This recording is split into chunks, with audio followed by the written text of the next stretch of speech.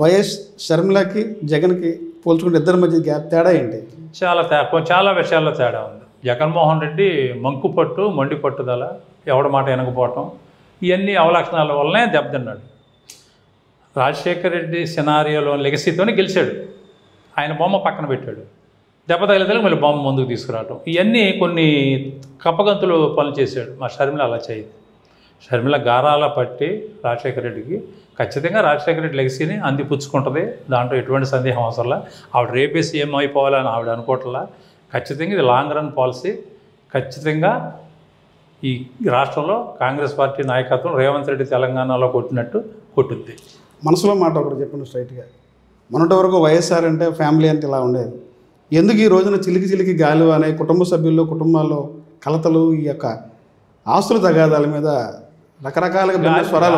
గాలివాన్లు తుఫాన్లు ఏమి లేవు, అన్ని కుటుంబాల్లో ఉన్నదే.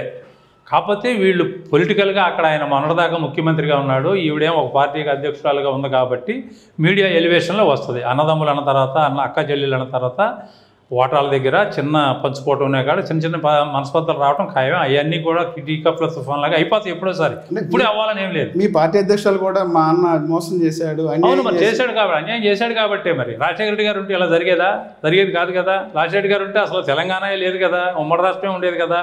మరి ఆ ఒక్క వ్యక్తి లేని వల్ల ఇంత నష్టం జరిగింది. అంటే మీరు అన్నాడు, ఇప్పుడు సబ్జెక్ట్ మీరు మాట్లాడారు. రాజశేఖర రెడ్డి ఆనాడే తెలంగాణకి ఒప్పుకున్నారనేది మొన్న నల్లారి కిరణ్ కుమార్ రెడ్డి గారు ఒక మీడియా ప్రసంగం. అది వ్యక్తి ఏది మామూలుగా 10 మందిలో కూర్చున్నప్పుడు రాష్ట్ర విభజనకు ముందు ఆయన అంగీకరించాడు, నేను వ్యతిరేకించాను అనేది అయ్యుండొచ్చు, నీకు కాదంటలా. ఆయన చిరకాల తెలంగాణ ప్రజలు ఎట్ట చెప్పాలంటే అది చెప్పినప్పుడు ఆ సందర్భం ఏంటనేది ముఖ్యం.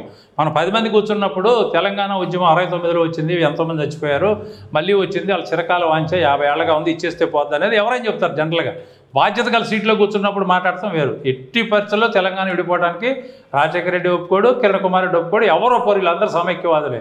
రాజశేఖర రెడ్డి ఉంటే అసలు విడిపోయేదే కాదు. కిరణ్ కుమార్ రెడ్డిని ఫుల్ టైం ముఖ్యమంత్రిగా ఉంచినా విడిపోయేది కాదు. మధ్యలో వంశీ గారిని 1 ఇయర్ తీసుకొచ్చి వీక్ చేశారు. ఖచ్చితంగా పవర్ ఇచ్చినట్టయితే కిరణ్ కుమార్ రెడ్డికి రాష్ట్రం విడిపోయేది కాదు. ఖచ్చితంగా కేసీఆర్ లోన్ వేసేవాడు.